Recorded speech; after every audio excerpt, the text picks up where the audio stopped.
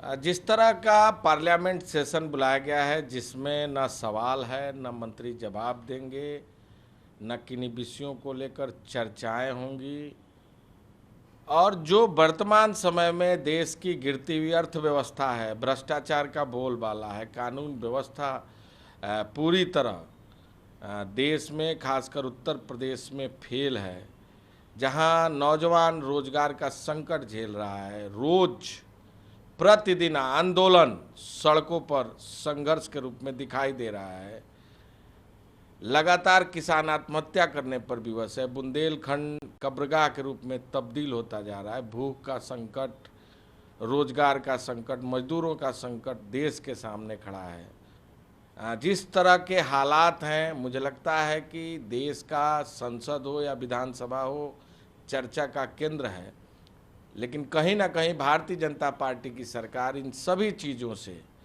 बिल्कुल इतर होकर अपने मनमुनाफिक संख्या के बल पर विपक्ष की आवाज़ को दबाने का भरपूर प्रयास कर रही है।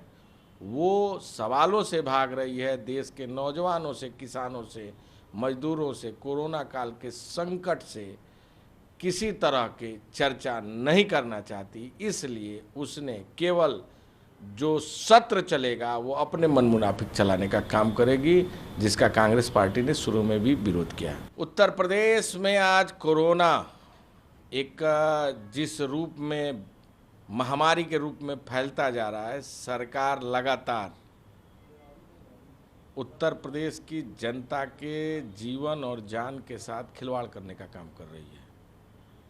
छात्र आंदोलित थे, जेईई और नेट की परीक्षा नहीं देना चाहते थे, फिर भी सरकार ने जबरन परीक्षा कराने का काम किया।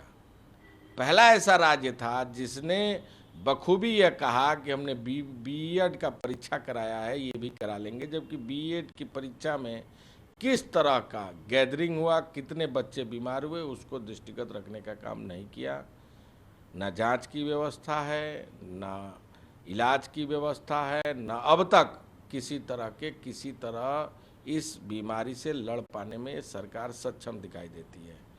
जो इन्होंने वेंटिलेटर खरीदने की बात की थी, आज तक 200 वेंटिलेटर का ऑर्डर मार्च में दिया था और अब तक वेंटिलेटर उत्तर प्रदेश में किसी अस्पतालों में नहीं दिख रहा है।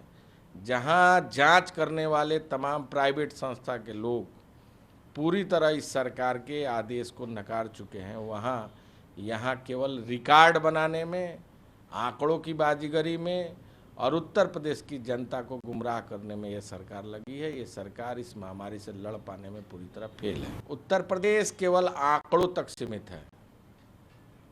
बाजीगरी के रूप में उत्तर प्रदेश को गुमराह किया जा रहा है। जनता के आंखों में धूल झोंकने का काम यूपी की सरकार और उनके अधिकारी लगातार कर रहे हैं। जांच के नाम पर अस्पतालों के हालात को जाकर देखिए। प्राइवेट संस्थानों में जांच करने वाले लोगों ने पूरी तरह बंद कर दिया है।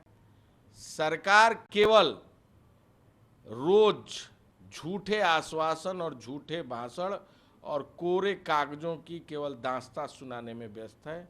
उत्तर प्रदेश के लोगों के जान जीवन से कोई लेना देना नहीं। फिक्र आपकी, सोमवार से शुक्रवार रात 9 बजे सिर्फ टीवी 9 भारतवर्ष पर।